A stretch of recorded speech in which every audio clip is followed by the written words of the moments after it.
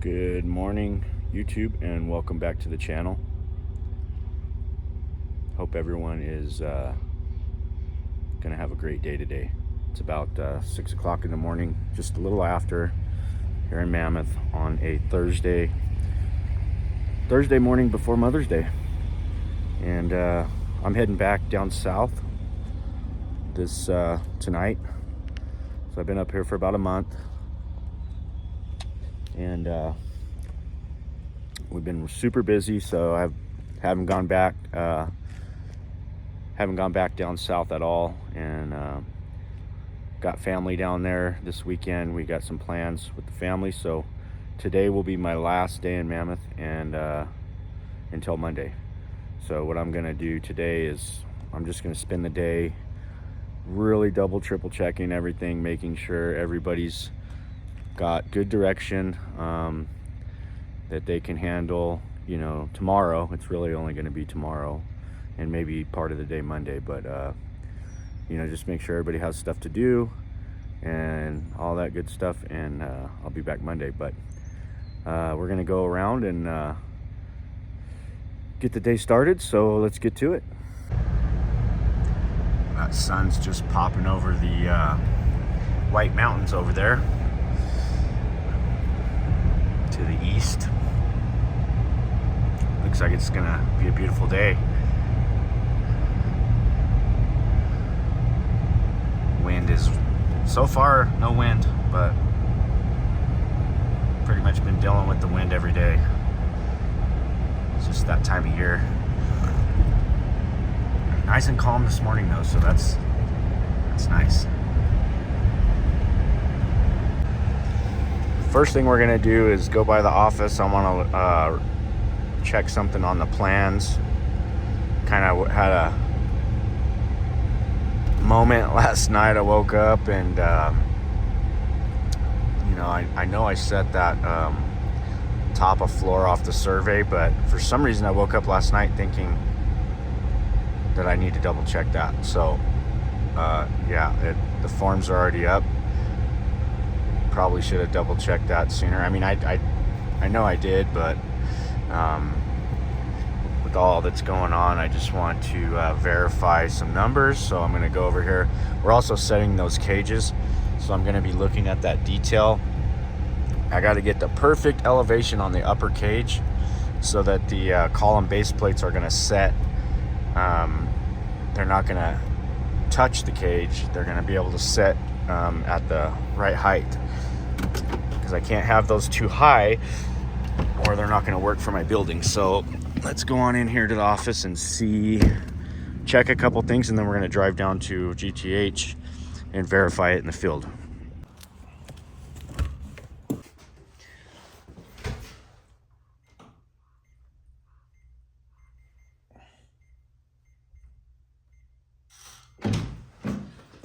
Okay, turn the light on. All right.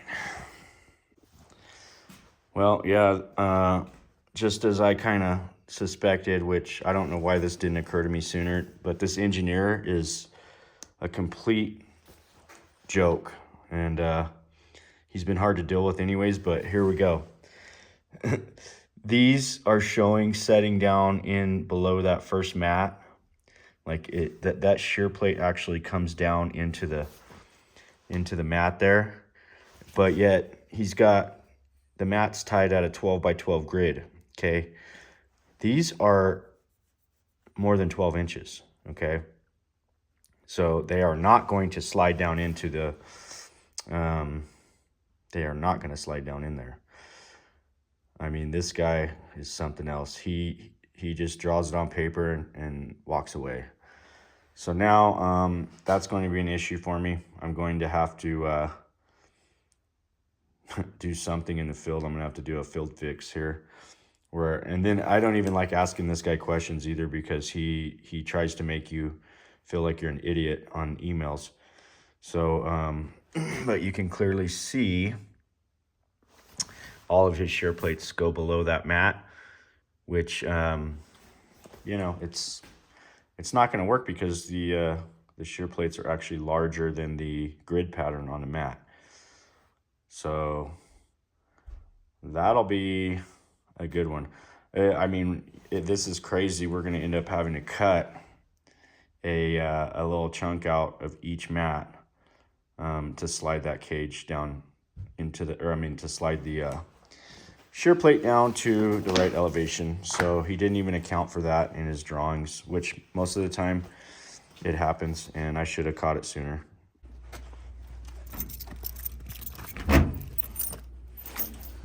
Just made it down to the shop. Nobody's here yet. So we're gonna verify something right now, and I'm afraid that I was right. It looks like those are gonna work. So those are 8 inches. Those should be able to slide right down through there. And these are 10 1/4. I'll tell you what, guys, we might have a little fitting to do, but I might have to eat my words on that previous comment about the engineer. So I stand corrected, except for these. Obviously, these are not going to work. Those are 16 inches. So he did not account for those. And those are the ones that are depressed. Luckily, there's only 8 of those to do. Well, no, there's more than that. 1, 2, 3, 4. No, there is 8. So, oh, there's 10, sorry. So there'll be 10 that we're gonna have to modify the cage in the field. So what we're gonna do, before we place those, we're gonna actually do that. And it's gonna save us a little time. So we'll go check those cages. The 8 and the 10s should fit down in the middle of those pretty nicely. May have to do a little adjustment with the tie wire and just kind of scooch the rebar one side or the other. But that little lingering question in my head that woke me up last night in the middle of a dead sleep is not as bad as I thought. So I like getting up early before everyone. Guys start around 7. I'm already out. Not all the time, but a lot of times I like to get here, you know, a half an hour early and walk around by myself and look at stuff. And that really helps me just keep things going the right direction. All right.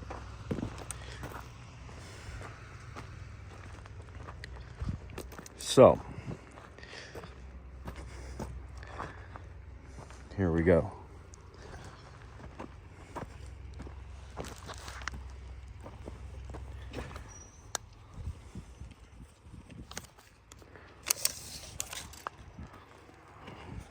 Believe it or not, they may not actually end up going down. That's 16 inches to top, almost, just a little under. Average 15.5. Let's see what this one is. They're gonna vary a little. The footings are not perfectly. That one's only 14.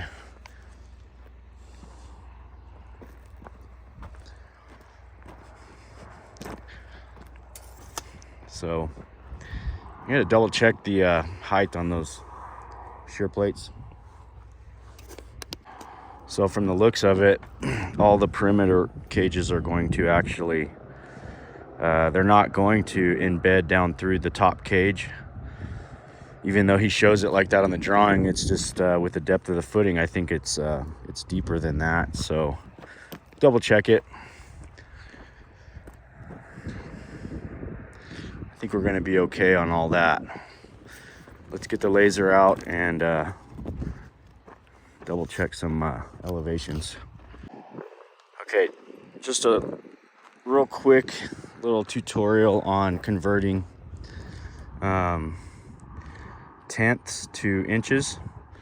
So it's saying here finished floor is 156, which is basically 156 off that hub right there. And so what we need to do is take that 156 and turn it into inches so we can measure that. So we'll take 0.56. We already know we have a foot right there. And then the 0.56 times 12, that gives us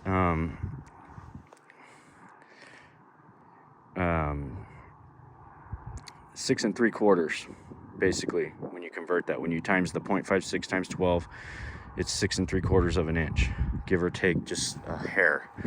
So what we'll do is we're going to multiply that, and then we know that our top of floor off of that hub right there is going to be 1 foot 6 3/4. So that's what these forms should be. Okay, we're back up at Laverne here. We got confirmation lumber delivery is on Saturday. So today's Thursday. Lumber's coming in 2 days. We're gonna get a forklift up here. You got a lot of these SIPS panels that got damaged in the snow. So one of the things we're gonna do tomorrow, I'm gonna have some guys up here. We're gonna start staging all this stuff. I think we're gonna actually stage it across the street, at least these 2 piles. And that way I can get some lumber up in here. And we'll get this slab cleaned off. Got this, clean this little area here. That's all we got left with the snow. And we can plate this garage. We'll get all our plate down. And come Monday, we're gonna start with this garage and downstairs framing here. Get this whole thing framed. And hopefully that'll take us a couple weeks. We'll get the top joist out, get the floor joist done, and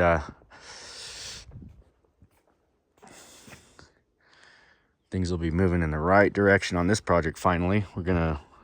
This thing's been 2 years in the making, so we're excited to get started on it. And it should be a really cool project to do with these SIPS panels. We've never done SIPS before. We've never done warm board before. So there's going to be a learning curve on both of those things. And we've got the manufacturer from SIPS coming out sometime in June. Going to help us, point us in the right direction. It's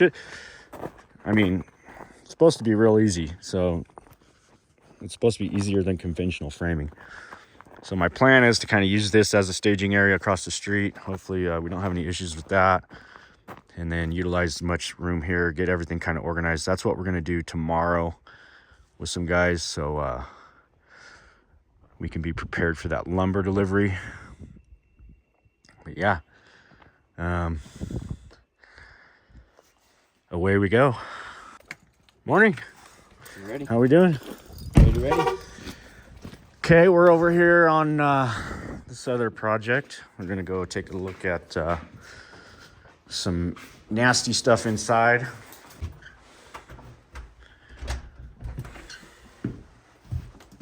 Okay, so here is a flooring replacement. We've got the flooring in here acclimating. Had a lot of damage from the storm, and you can see where the water got in here. So I want to take that drywall back all the way to the other side of the window. Okay. I want to open this area up here, out to here. We're going to open it, that light. We'll probably unplug that light, and just because I can see, probably find this rafter here and just make a nice square all the way out to here. Okay. And then we'll just recut the light in when we put the new piece of drywall. Got it. Okay. And out here, pretty much already got this all opened up. So we're going to leave this alone for right now. But upstairs, I want to show you some stuff. So yeah, this framing looks really bad here. It does. We'll probably end up, I want to take this beam back. Okay. And then we'll end up timping this up, and we're going to have to remove all this framing. So that's why we're going to go out here and we're gonna open up this side, and then if we can see more problems, we're gonna open up this side. Okay. Okay. And then take off all of that there, so we can kind of see what's going on underneath. Got it. All right, I got Alex up here. We're gonna go through this staging process. Okay, so we're gonna use this as a staging area. We got to utilize all the space we have up here. So first thing we're doing, we're gonna uncover all this stuff. Okay. Now, we've got a lot of these panels that are damaged, and they're all numbered. So you're gonna get a notepad. We're gonna stage the good stuff, in one area, and then we're gonna get a pile of a stack of bad ones. Okay. And I want all the numbers off all the bad ones. So that one's definitely destroyed. 4 to 340. And I see pieces of another one here. Here's one here. So we've got to get a list together of the ones that are damaged. Okay. This is marginal, but we're going to go ahead and try to, depending on what the other side looks like. But so that's the thing. These two piles across the street stacked neatly with damaged on one area, and then all the good ones in another stack. Okay. We're going to open all these piles up. Anything that's damaged needs to go out across the street, and we need to label it so we can get with the manufacturer and see what we're going to do. Then over here, I want to clean this slab really good. I want to sweep it, clean it. We need to get that last bit of snow off the edge right there, so we can plate that wall all the way through. Maybe a little bit of snow clearing over there, and then just get it all clean, ready to snap lines. So that's our goal for tomorrow. All right, we're gonna go check on Owen and Chad, see how the deck's coming. We just got started on that again. Kind of had to take a little break there because we had waiting on material and stuff. So now we're back on it, and let's go check it out.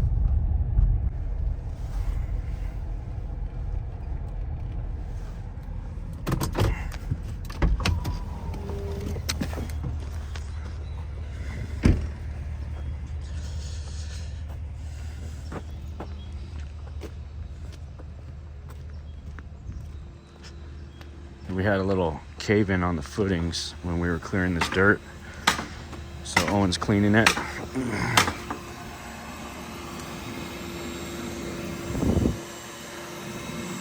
Ron, show up.